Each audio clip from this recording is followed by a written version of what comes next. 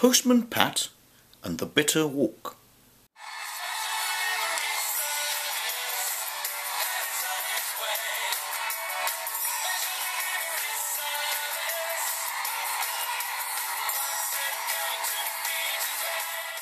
Welcome, and a chilly how do you do? Don't let this seemingly warm landscape fool you. This tale is less an adventure and more a voyage of discovery and redemption, served with a dish of independence and mutual exclusivity. It was midwinter, and Christmas was not 1 week away. I had finished a very hectic round, as rounds often are during Advent. I had rescued 40 miners from a collapsed mine shaft, and helped the main European leaders stall the markets imploding in the Eurozone. Shopping completed and wrapped, I was free to put up my tree and decorations with my wife Sarah and our 6-year-old son Julian. Sarah put some mulled wine on the hob, and I put on the Christina Aguilera Christmas album. All of a sudden, there came a firm tap-tap-tapping upon our front door. The velocity and amplitude increased by the fervour of an impatient and restless soul. As is customary, I went to answer the door, as opposed to any other inhabitant of our modest abode, to the surprised visitor, lest it be an individual of an unsavoury nature. I need not have been anxious, since when I peered through the little peephole, I could see the outline of the pillar of our community, Reverend Timms. "Good evening, Patrick," began the out-of-breath clergyman. "I must apologise for intruding upon you and your family at this late hour, but I need some tips of a probabilistic bent with the utmost urgency." Sipping his mulled wine in front of the roaring hearth, the vicar regaled me with the pitiful story of his self-inflicted plight. He had been scammed by 2 seemingly innocent parishioners who were exploiting his naive and gullible instinct to believe in the inherent goodness of man. I was his only hope of preventing the imminent severe and irreversible reduction of church funds. Wrapping up warm, I abandoned my spouse and progeny to accompany the Reverend through the harsh bitter winds and icy pathways to a secluded hut in a wooded underpass. During the journey, he quizzed me about the differences between mutually exclusive and independent events. Most of the happenings in our lives are related in some way to previous occurrences, the principle of cause and effect, I proffered. Unless you believe in fate and destiny, man has free will, but this free will is not completely separate from his surroundings and the arrow of time. Most outcomes, we would say, are conditional.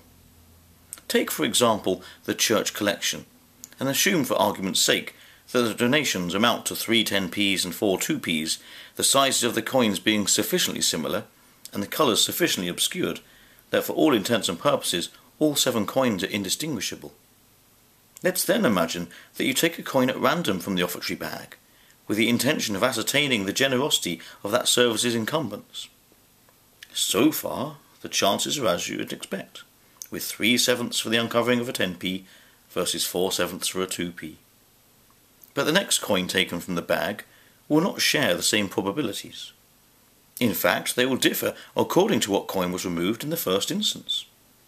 This is what we mean by conditional probability, and it is not limited to items loitering in bags waiting for their opportunity to be observed, like Schrodinger's cat in Heisenberg's uncertainty principle. "I see," commenced my friend from the vicarage. "But what does this have to do with independence and mutual exclusivity?" "Be patient," I rebuked him. "Although cause and effect is the normal manner in which the universe operates, there are many situations in which events have no effect upon one another. Let's say, for example, that having recorded that the first coin was, perhaps, a 10p, you then return the coin to the bag and start again. The probability that the next coin is a 10p or a 2p remains identical to that which it was in the original circumstance." "But I'd never be able to tally up our takings," said Reverend Timms accurately. "That was but an example," I interjected, irritated at my friend's need to take everything literally. "There are plenty of valid situations where independence arises, and often when you might not be expecting it.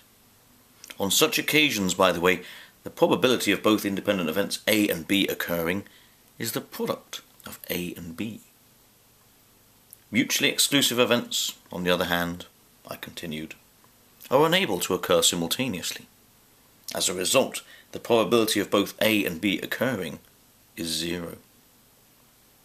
Reverend Timms cast his mind back to the fiasco at the jumble sale and formulated these rules using set notation. So for independent events, P of A intersection B equals PA times PB, and for mutually exclusive events, PA intersection B is 0.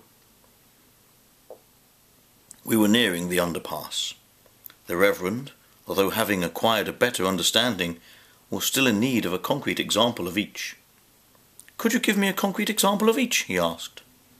"Well," quoth I, "imagine that you have a fair six-faced die, and I have an unbiased coin. You roll the die and announce that you have rolled an even number. I can perceive of such an eventuality. Meanwhile I have tossed the coin. What is the probability that you have rolled a 2?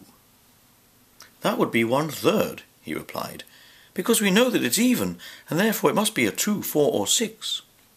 "Exactly," said I. "But without giving that additional information, we would say that the chance of a 2 on a fair six-faced die is 1/6. The presence of the additional information that we have been given has altered the probability. It's conditional. And what would be the probability that my coin shows heads? Don't forget that you rolled an even number." "Surely the even number is irrelevant," inquired the clergyman. "The coin has no knowledge of the die, it's inanimate. The probability must be a half, regardless of what's on the die."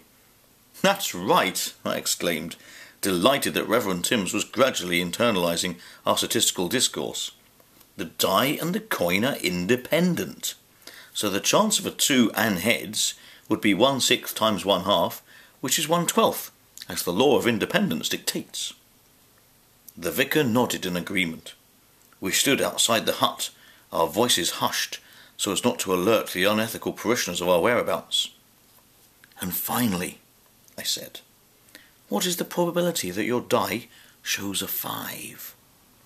Reverend Timms replied almost immediately, and in a manner that required me to gesture him to speak more quietly. "That's impossible.